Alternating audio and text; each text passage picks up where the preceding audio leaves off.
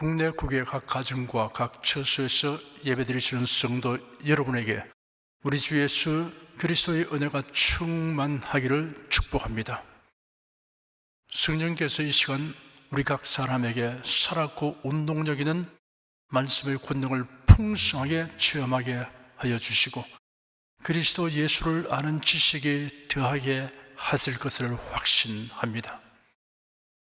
오늘은 누가복음 8장 16절에서 25절까지를 함께 살펴보겠습니다. 16절 한 절을 함께 읽겠습니다. 누구든지 등불을 켜서 그릇으로 덮거나 평상 아래 두지 아니하고 등정 위에 두나니 이는 들어가는 자들로 그 빛을 보게 하려 함이라.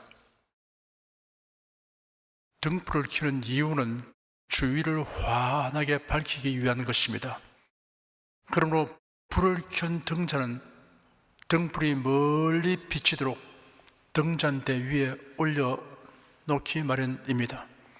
출입하는 자들이 그 빛을 보게 하려는 것입니다. 복음은 빛입니다. 영적 어둠에 처한 인생들에게 가야 할 길을 환하게 알게 하여 주는 빛입니다. 인생이 어디서 와서 왜 살며 어디로 가는지, 인류 역사의 진행 과정과 종말은 어떻게 되는지 알게 하여 줍니다. 천지 만물이 어떻게 존재하게 되었는지, 하나님은 누구이신지, 인간은 어찌하여 심판받게 되는 죄인인지, 어떻게 하면 죄인이 죄사함 받을 수 있으며 하나님의 자녀가 되고 천국에 들어가는지를 밝히 보여 알게 하여 줍니다. 복음의 빛을 소유하게 된 사람은 빛을 널리 확산시켜야 합니다. 복음의 빛이 많은 사람들에게 비추이도록 등경 위에 설치하기를 힘써야 합니다. 너희는 온 천하에 다니며 만민에게 복음을 전파하라. 오직 성령이 너에게 임하시면 너희가 권능을 받고 예루살렘과 온 유대와 사마리아와 땅끝까지 이르러 내 증인이 되리라 하신 예수의 지상 명령을 좇아 사도들을 비롯하여 수많은 그리스도인들이 복음의 등불을 모든 나라 모든 민족이라는 등경에 두어 비치게 하려고 온 세상으로 나아갔습니다. 리빙스턴은 아프리카로, 윌리엄 캐리는 인도로, 허드슨 테일러는 중국 내지로, 데이빗 브레이너드는 아메리카 인디아내게로, 아도니람 저더스는 버마로, 하비에르는 일본으로, 칼 기출라프, 토마스, 알렌, 언더우드, 아펜젤르는 조선으로 수많은 선교사들이 선교지에서 복음의 빛이 비치게 하려고 생애를 헌신하고 생명을 바쳤습니다. 지금의 한국 교회는 미국 교회 다음으로 선교사를 많이 파송하고 있습니다. 성도 여러분의 헌신으로 우리 교회도 국내외로 널리 복음의 빛이 비치게 하는 사명 수행에 진력하고 있습니다. 모든 성도는 복음의 등불입니다. 최선을 다해 그 불빛을 다른 사람에게 비추어야 합니다. 온 세상에 복음의 빛이 비치게 하려고 힘쓰는 것은 교회와 그리스도인에게 부여된 영광스러운 임무이며 특권입니다. 17절 한 절을 함께 읽겠습니다. 숨은 것이 장차 드러나지 아니할 것이 없고 감추인 것이 장차 알려지고 나타나지 않을 것이 없느니라. 예수님 당시에는 이 말씀이 해당되는 대상과 범위가 그리 넓지 않았습니다. 숨기고 감추는 것이 비교적 용이했습니다. 오늘날은 적외선 전파, 자기, 레이저, 엑스선 초음파 등을 이용하는 전자기기, 공학기계의 눈부신 발전으로 물체의 모습과 소리를 포착하여 저장하고 재생하는 기술이 범인의 생각이 미치지 못한 데까지 이르고 있습니다. 천체, 땅속, 물속, 몸속, 온갖 물체 속을 탐색할 수 있고 어두움에도 제한받지 않으며 항공기, 인공위성, 드론 등으로도 정보를 수집합니다. 실내에 사는 말을 그 건물 밖에서 탐지합니다. GPS 수신 기능이 탑재된 내비게이션이나 휴대폰으로 개인 위치 확인과 길 안내가 널리 사용되고 있습니다. 컴퓨터나 휴대폰에 저장된 기록이 지워지거나 손상되어도 데이터를 복구할 수 있습니다. 그러니 숨은 것이 장차 드러나지 아니할 것이 없고 감추인 것이 장차 알려지고 나타나지 않을 것이 없느니라는 구절이 오늘을 살아가는 우리에게 매우 절실한 말씀입니다. 이런 문제로 인한 피해를 예방하기 위한 법률이 필요하게 되었습니다. 당사자가 알지 못하게 통화를 녹음하거나 모습을 촬영하여 허락 없이 사용하는 행위, 사진을 무단으로 공개 및 이용할 경우는 사생활 침해죄, 초상권 침해죄 등으로 처벌하는 법이 생겨난 것입니다.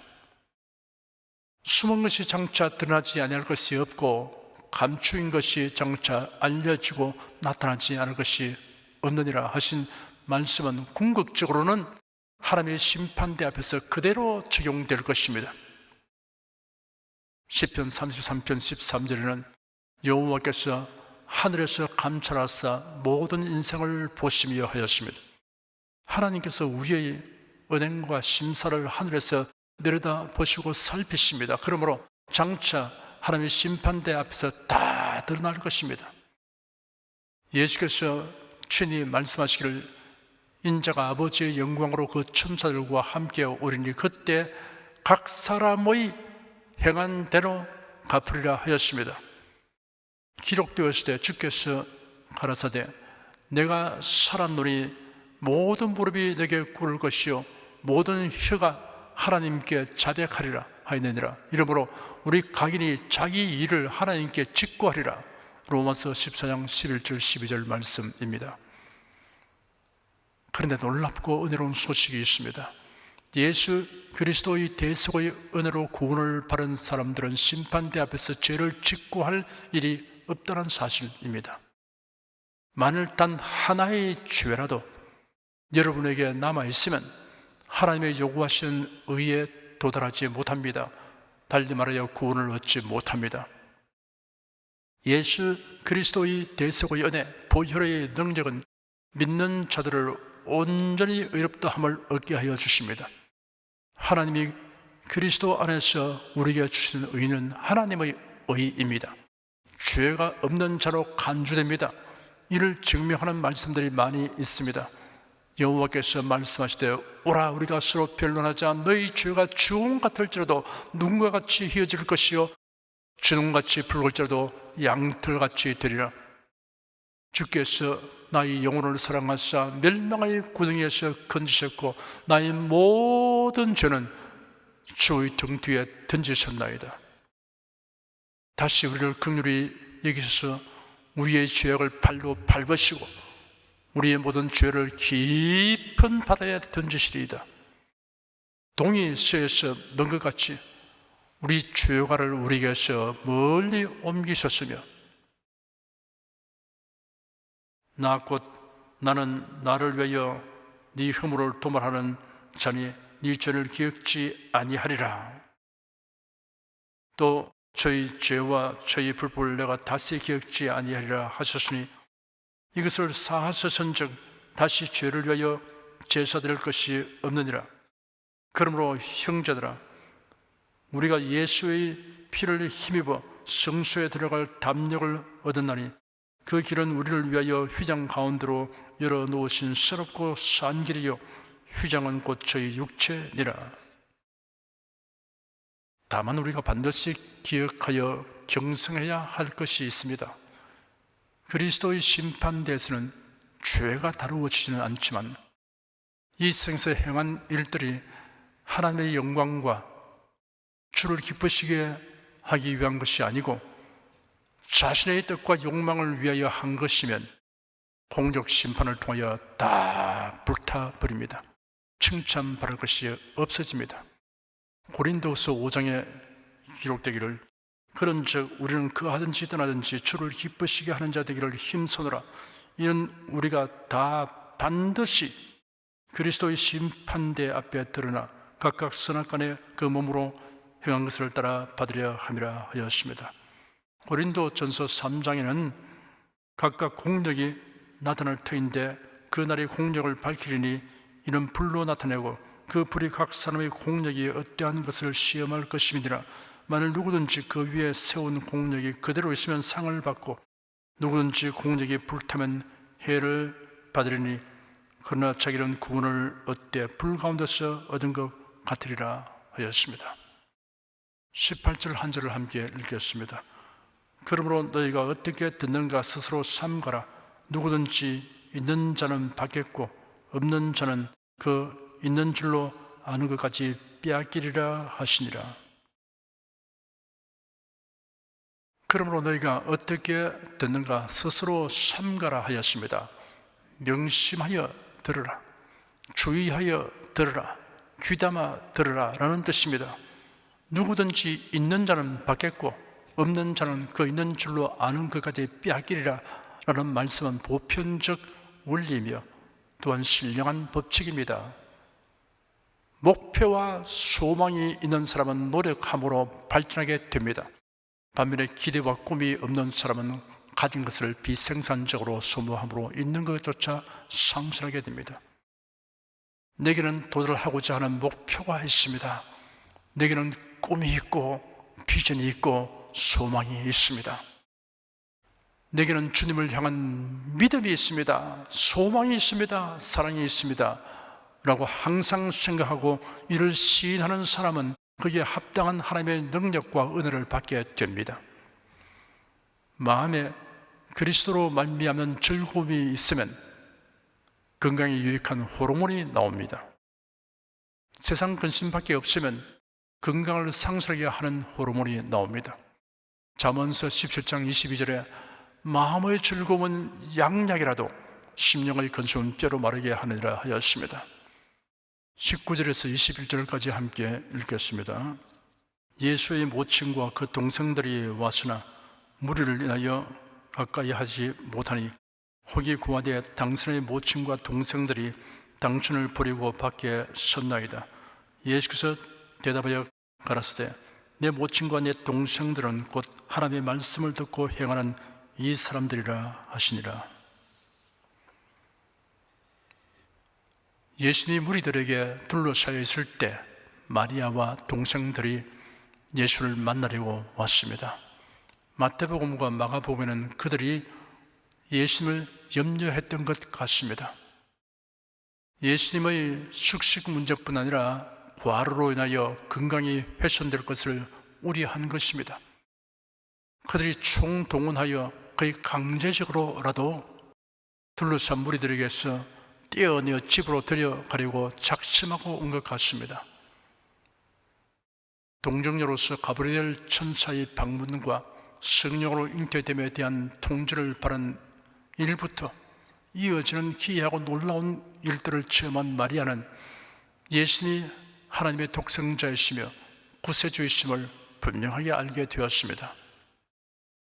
마리아와 정혼한 요셉은 그들이 아직 동거하기 전에 마리아가 잉태된 것을 알게 되자 이 일을 생각하고 있을 때 주님의 천사가 꿈에 나타나 그에게 말하였습니다. 다윗의 자손 요셉아, 네 아내 마리아 데려오는 것을 두려워하지 마라. 그 여자에게 잉태된 분은 성령으로 된 것이다. 그 여자가 아들을 낳을 것이니 그분의 이름을 예수라고 하리라. 이는 그분께서 자기 백성을 그들의 죄에서 구원하실 것이기 때문이다. 요셉이 잠에서 깨어나 주님의 천사가 그에게 명령한 대로 행하여 그의 아내를 데려왔으나 아들을 낳을 때까지 그 여자와 동침하지 않았고 아들을 낳자 그분의 이름을 예수라고 하였습니다. 이러한 일련의 신비로운 사건들을 직접 혹은 간접으로 경험하였음에도 불구하고 마리아는 사고와 판단에 있어서 보통 사람과 다름없이 한계가 있었습니다. 그래야 예수님의 활동에 대하여 우려를 한 것입니다. 마리아는 신앙이 깊고 인품이 훌륭하였습니다. 그러나 마리아 역시 구세주의 구속의 은혜로 구원받아야 하는 사람입니다. 다만 중대한 일을 위하여 하나님의 택함을 받은 여인이었으니 놀라운 복을 받았습니다.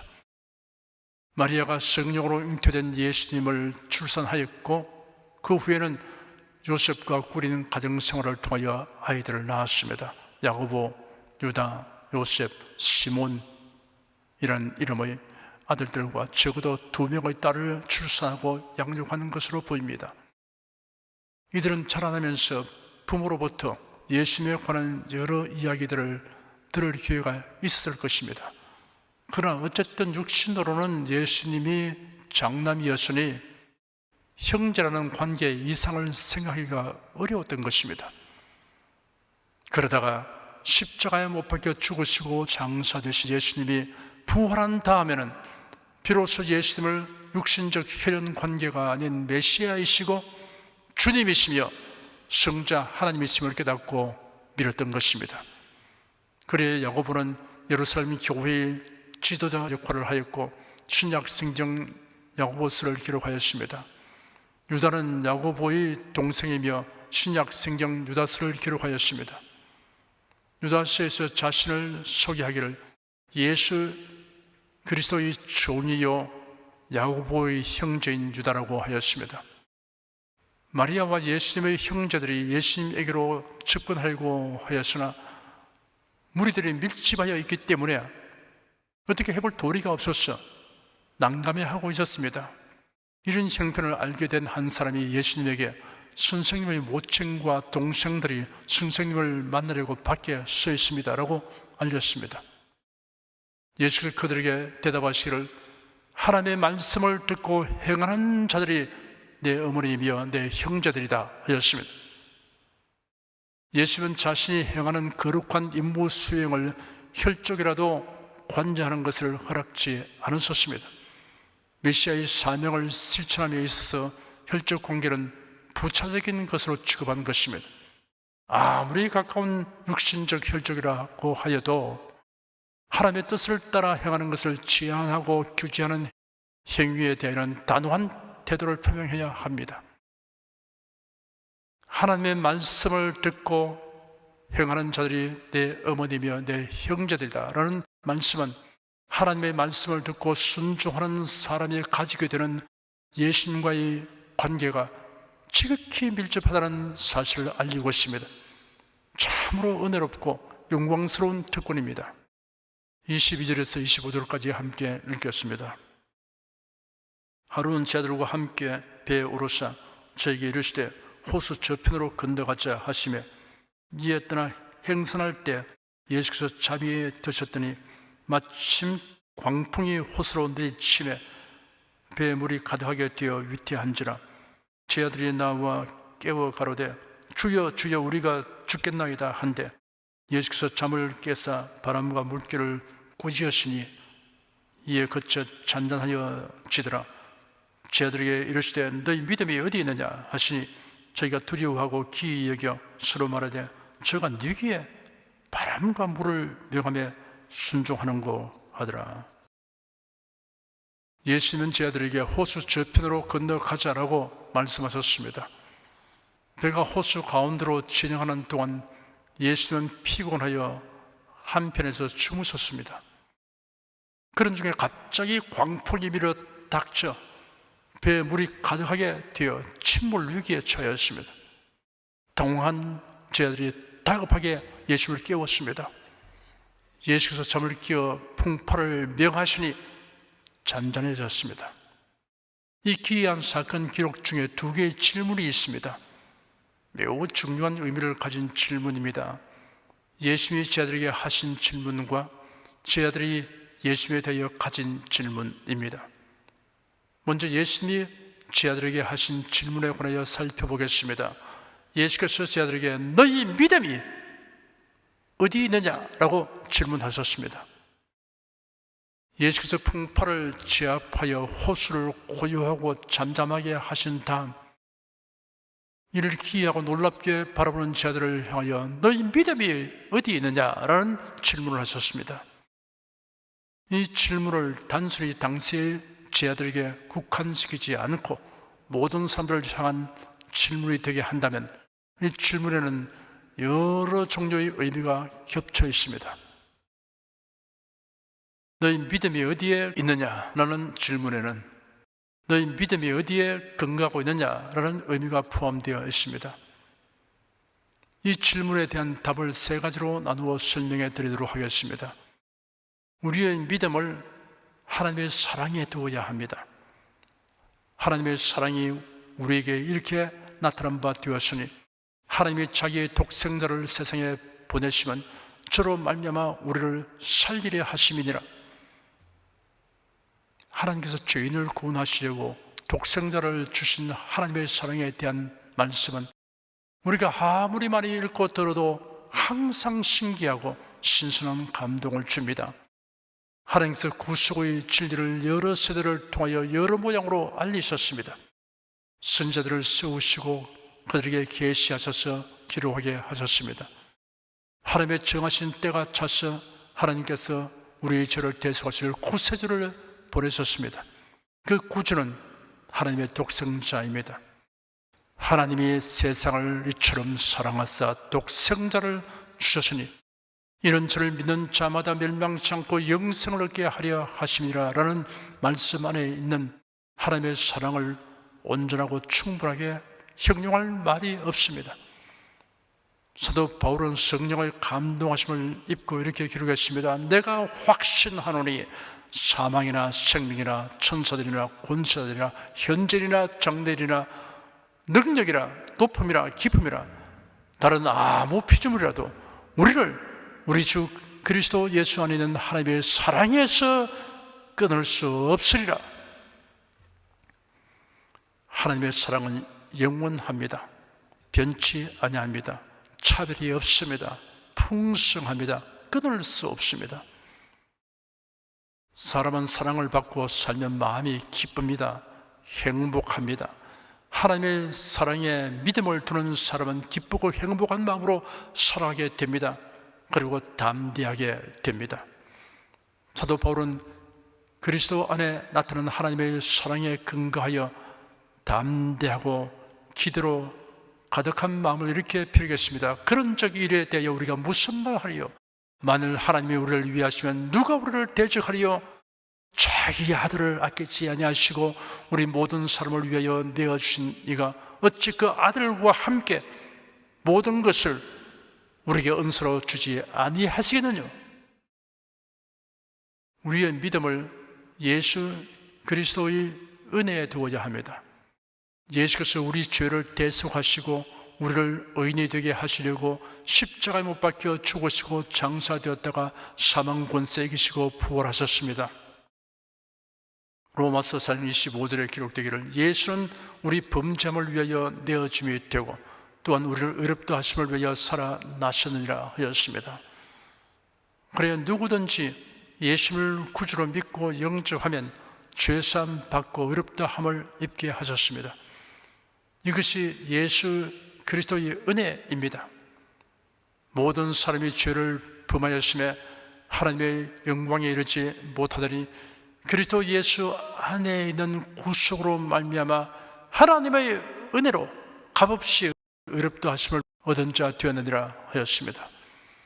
그러므로 복음을 은혜의 복음이라고 부릅니다.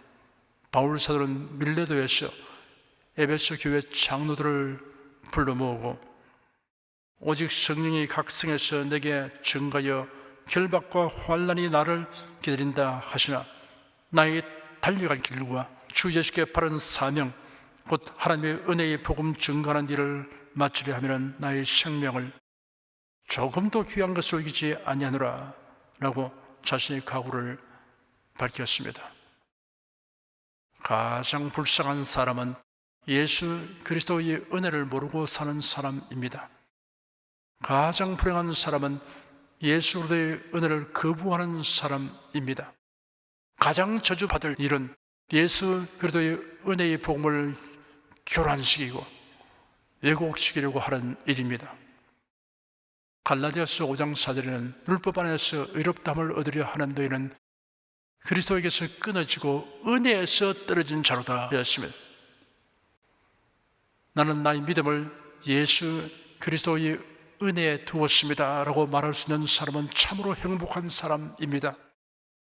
우리의 믿음을 하나님께서 명령하시고 은정하신 말씀에 두어야 합니다. 예수의 제자들은 호수 저편으로 건너가자 라는 예수의 말씀에 순종하여 배를 타고 노를 저어가고 있었습니다. 예수의 말씀은 신선하며 권능이 있습니다. 예수의 제자들은 지금까지 예수를 따라다니며 그 말씀의 신선함과 권능을 체험하였습니다. 그렇다면 행선하는 중에 광풍이 내리치고 큰 파도가 일어난다 할지라도 두려워하거나 염려할 것 없습니다. 그런데 제자들은 그들이 직면한 현실 상황에 마음이 지배되었습니다. 그들의 믿음이 풍파에 휩쓸려 가버리고 말았습니다. 그러자 불안 공포가 그들의 마음을 가득 채웠습니다. 그들은 다급하게 예수를 깨우면서 주님, 주님이라고 불렀습니다. 그들은 믿음을 예수께서 하신 말씀에 두지 않고 현실 상황에 두었습니다. 호수 저편으로 건너가자라는 주님의 말씀에 두지 않았습니다.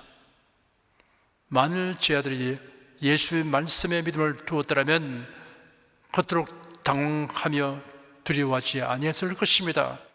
호수 저편으로 건너가자라는 주님의 말씀에 믿음을 두었더라면 오히려 풍파를 즐길 수도 있을 것입니다. 당신의 믿음이 어디에 근거합니까? 라는 질문에 성도 여러분은 나의 믿음은 하나님의 사랑과 예수 그리스도의 은혜 그리고 성경 말씀에 근거합니다 라고 대답하시기를 축원합니다. 다음은 제자들이 예수님에 대해 가진 질문이 있습니다. 제자들이 서로 말하기를 저가 누구에 바람과 물을 명하며 순종하는고 하였습니다. 제자들은 그동안 예수님을 따르면서 많이 듣고 배웠습니다. 예수님이 행하신 기사와 이적도 숱하게 보았습니다. 그런데도 아직까지 예수님이 누구이신지 온전히 알지 못하고 있었습니다. 아직 제자들은 예수님이 하나님이라는 사실을 알지 못하고 있었습니다. 그러므로 예수님의 명령에 바람과 물결이 적지 잔잔해지는 것을 보고 기이하게 여기며 이분이 누구이기에 바람과 물결을 명하니 순종하는가 하였습니다. 바람과 물결은 인격이 없는 대상인데 예수는 마치 인격을 가진 대상을 대하듯이 꾸짖었습니다. 갑자기 닥친 큰 풍파의 배후에는 사탄이 예수님과 그의 제자들을 죽이려고 역사하고 있었다는 점도 간과할 수 없는 것입니다. 예수는 모든 대상에 대하여 명령할 수 있는 권세와 능력을 가지셨습니다. 예수님은 창조주이십니다. 요한복음 1장에 이를 분명하게 계시하고 있습니다. 태초에 말씀이 계시니라. 이 말씀이 하나님과 함께 계셨으니 이 말씀은 곧 하나님이시니라. 그가 태초에 하나님과 함께 계셨고 만물이 그로 말미암아 지은 바 되었으니 지은 것이 하나도 그가 없이는 된 것이 없느니라. 예수님은 말씀이 육신이 되어 승에 오신 하나님의 독생자이십니다. 골로새서 1장에도 만물이 그에게 창조되되 하늘과 땅에서 보이는 것들과 보이지 않는 것들과 혹은 보좌들이나 주관들이나 정사들이나 권세들이나 만물이 다 그로 말미암고 그를 위하여 창조되었다고 하였습니다. 만물이 다 예수님으로 인하여 창조되었고 예수를 위하여 창조되었습니다. 그러므로 예수님은 우리를 구속하신 구원의 주이시고 또한 만물을 지으신 창조주이십니다. 이를 믿지 못하면 그는 그리스도인이 아닙니다.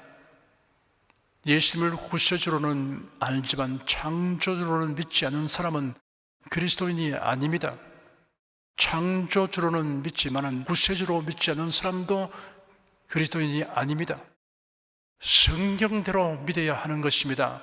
예수님에 대하여 기이하게 여기며 이분이 누구이기에? 라고 말했던 제자들은 예수님의 부활 성천과 성령 강림을 통하여 예수님이 과연 누구이신가를 명확하게 알게 되었고 이를 전하기 위해 전심전력하였습니다. 제자들은 이분이 누구이기에 바람과 물결을 명하니 순종하는가라는 질문을 다시 하지 않게 되었습니다. 그럴 필요가 없었습니다. 그들은 예수님이 하나님의 독생자이시고 그리스도이시며 주님이심을 확실히 알았습니다. 그들은 예수님이 하나님이시고 보혜사이시며 장차 세상을 심판하실 심판주이심을 온전히 알았습니다. 나사렛 예수, 그의 정체가 무엇입니까? 라는 질문은 모든 인생의 가장 중대한 질문입니다. 세상에서 아무리 많은 지식을 가지고 많은 것을 소유하고 살았다 해도 예수님이 누구이신가를 모르고 살았으면 인생을 헛되게 산 사람입니다.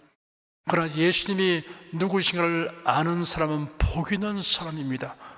영원토록 복 있는 사람입니다. 광풍이 힘으로 치고 거센 파도가 밀려오는 갈릴리 호수 위에서 바람과 물결을 향하여 잠잠하라, 고요하라 명령하여 즉시 잠잠케 하신 예수님이 과연 누구입니까? 예수님은 하나님의 독생자이시고 그리스도이시며 주님이십니다. 예수님은 하나님이시고 보혜사이시며 장차 세상을 심판하실 심판주이십니다. 나는 이러한 예수를 믿고 사랑하며 섬깁니다. 지금 설교를 들으신 여러분은 모두 이렇게 대답하시기를 축원합니다. 기도하겠습니다. 말씀으로 풍파를 즉시 잠잠케 하신 예수님에 대하여 저분이 도대체 누구이신가라는 감탄과 질문을 가진 예수님의 제자들이 예수님의 정체를 온전히 알기까지는 여러 해가 걸렸지만 오늘날 우리는 예수님이 누구이신가를 빠르고 명확하게 알게 되었으니 어찌 감사한지 다 형할 길 없습니다.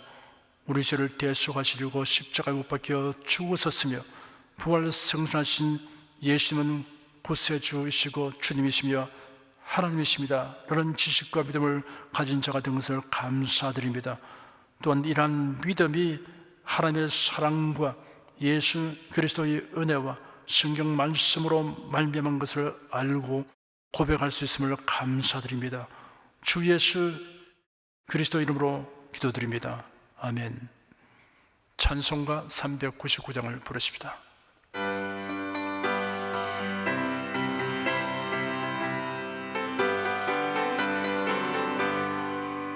주의 약속하신 말씀 위에서 영원토록 주를 찬송하리라. 소리 높여 주께 영광 돌리며 약속 믿고 굳게 서리라. 굳게 서리 영원하신 말씀 위에 굳게 서리 굳게 서리 그 말씀 위에 굳게 서리라. 주의 약속하신 말씀 위에서 세상 염려 내게 엄습할 때에 말씀으로 힘써 싸워 이기며 약속 믿고 굳게 서리라.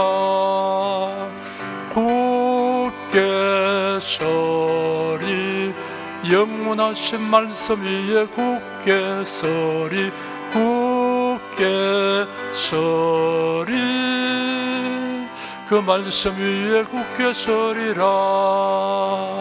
주의 약속하신 말씀 위에서 영원하신 주의 사랑이 있고 성령으로 힘써 싸워 이기며 약속 믿고 굳게 서리라. 굳게 서리 영원하신 말씀 위에 굳게 서리 굳게 서리 그 말씀 위에 굳게 서리라. 주의 약속하신 말씀 위에서 성령 인도하는 대로 행하며 주님 품에 항상 안식 얻으며 약속 믿고 굳게 서리라. 굳게 서리 영원하신 말씀 위에 굳게 서리 굳게 서리 그 말씀 위에 굳게 서리라. 여러분 중에 그리스도인이 아니었으나 지금 하나님의 나라 백성이 되고 하나님의 자녀가 되기를 원하시는 분이나 지난날 교회에 다녔으나 그동안 신앙생활을 하지 아니하신 분은 지금 저를 따라서 신앙 고백 기도를 하시기 바랍니다. 성도 여러분은 자신의 신앙을 견고히 하기 위해서 함께 기도하시기 바랍니다. 하나님 아버지, 저를 불러주니 감사합니다. 예수께서 십자가에 못 박혀 죽으시고 죽음에서 부활하심으로 저희 모든 죄를 사하여 주시고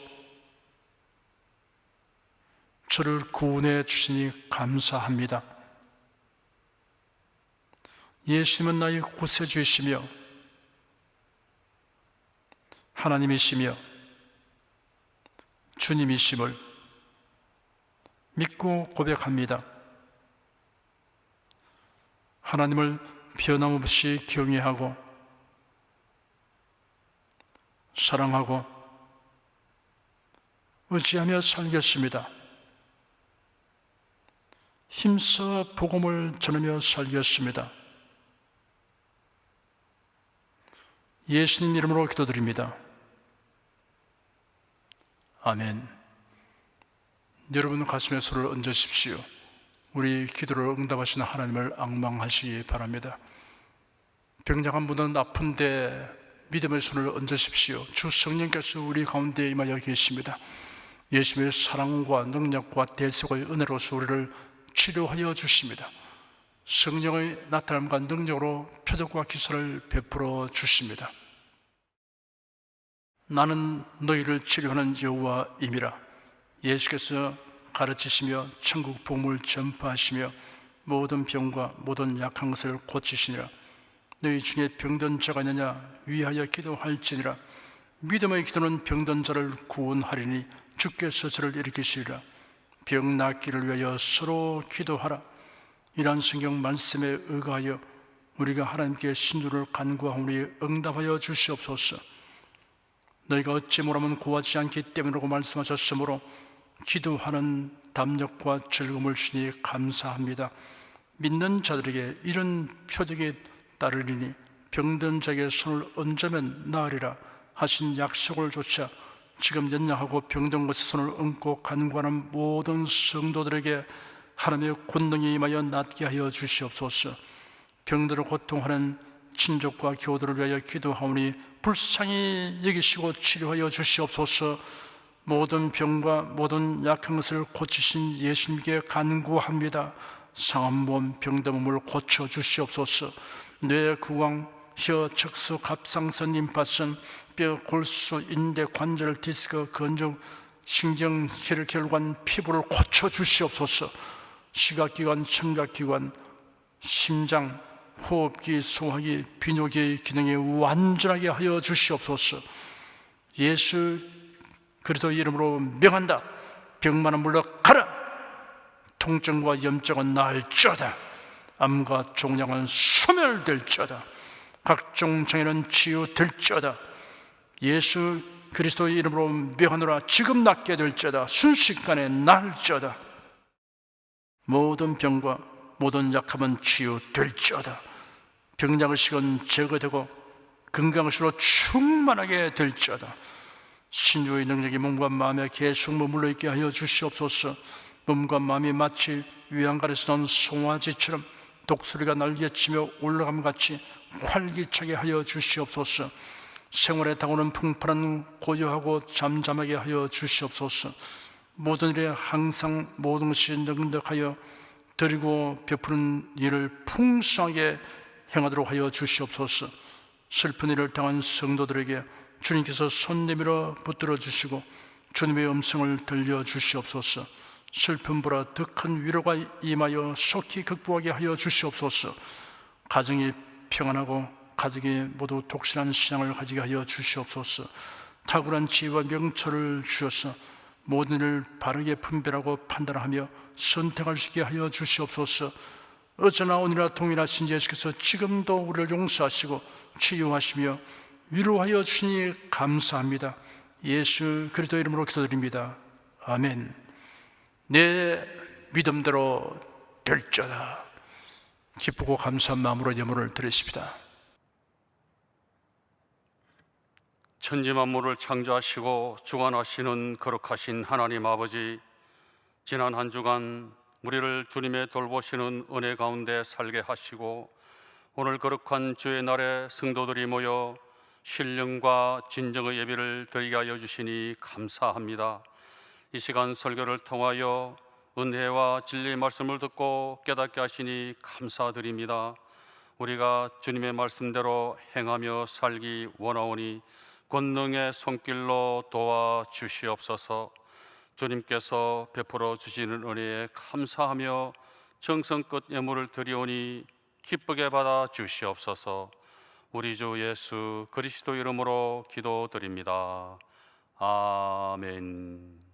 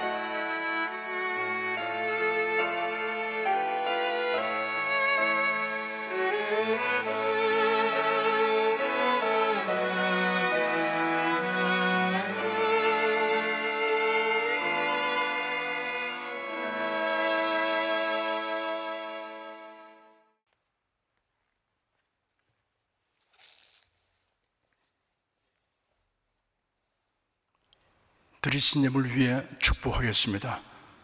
하나님께 감사헌금, 11조, 건축헌금, 선교헌금, 일천교회 설립헌금을 드렸습니다.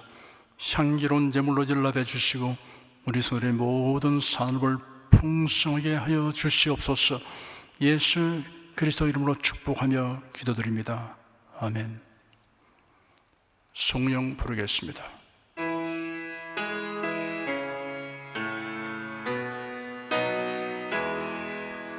성부 성자 성령께 찬송과 영광 돌려보내세. 대초로 지금까지 또 영원 무궁토록 성삼위께 영광 영광. 아멘. 우리 주 예수 그리스도의 은혜와 하나님 아버지의 사랑과 성령의 교통하심이 은혜와 진리 가운데 살아가는 모든 성도들 위해 임하시옵기를 축원합니다. 아멘.